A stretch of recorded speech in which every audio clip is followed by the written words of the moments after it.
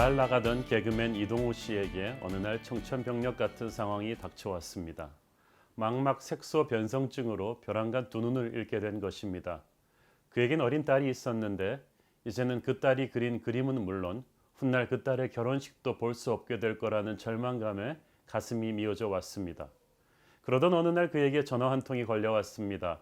놀랍게도 전화 속 남자는 자신의 망막을 그에게 기증해 주겠다고 했습니다. 더 놀라운 것은 임재신이라고 하는 이 통화 속의 남자는 나무처럼 온몸이 굳어가는 루게릭병 환자였다는 사실입니다.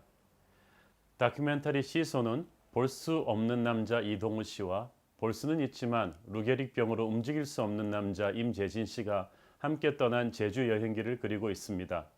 볼 수 있는 남자는 자신이 본 것을 끊임없이 보지 못하는 남자에게 얘기했습니다. 그가 본 제주의 바다 풍경 속에는 지난날 자신의 삶이 고스란히 스며 있었습니다. 루게릭병 진단을 받은 후에 그는 적어도 1년간 자신이 어떻게 하면 죽을 수 있을까를 고민했다고 합니다. 누가 자신의 휠체어를 밀어서 바다에 빠뜨릴 수 있다면 얼마나 좋을까? 그는 여러 번 고민했습니다. 그러나 고민 끝에 그는 움직일 수 없는 몸일지라도 반드시 살아야겠다고 다짐했습니다. 지금껏 살아있으니 이렇게 남에게 잃어버린 눈도 찾을 수 있게 해주는 고귀한 선물도 줄 수 있게 된 것입니다. 사는 게 아프지 않은 사람이 어디 있겠습니까? 모두 멀쩡해 보이지만 다들 속으로는 바위 같은 아픔 하나 둘쯤은 안고 살아가고 있을 것입니다. 하나님께서는 교회가 함께 서로의 아픈 마음을 만져주는 그런 공동체가 되기를 원하셨습니다. 아픔을 부인하는 것이 아니라 솔직히 인정하고 고백하며 형제의 기도와 도움을 요청하는 것입니다. 그리고 때에 따라서는 형제들이 베푸는 사랑의 도움을 겸손하고 감사한 마음으로 받는 것입니다.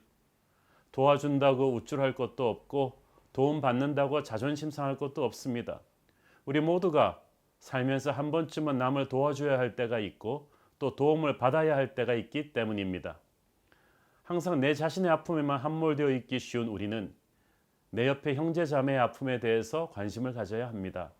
교회뿐 아니라 회사나 다른 사회 조직들도 일만 추구하고 서로의 삶의 아픔에 대해서 무관심하면 좋은 사람들을 계속 붙잡아 둘 수가 없습니다. 미국의 위프로라는 콜센터는 해마다 전 직원의 50%에서 70%가 퇴사하는 문제로 골머리를 앓았습니다.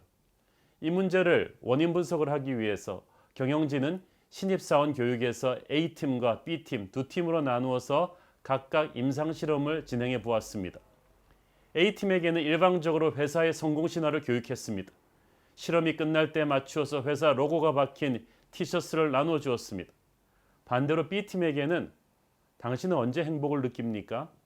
일이 잘 될 때는 언제입니까? 등의 직원들의 아픔을 물어보는 이 질문을 던졌고 실험이 끝날 때쯤 회사 로고와 직원 이름이 함께 들어간 티셔츠를 선물해 주었습니다.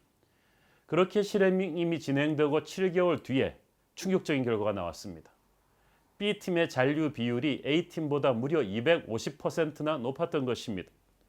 우리는 너를 생각한다는 이 소속 신호가 사소한 것 같지만 사원들의 심리적 안정감에 지대한 영향을 미친 것입니다. 예수님께서는 너희가 서로 사랑하면 사람들이 이를 보고 내 제자인 줄 알리라고 하셨습니다.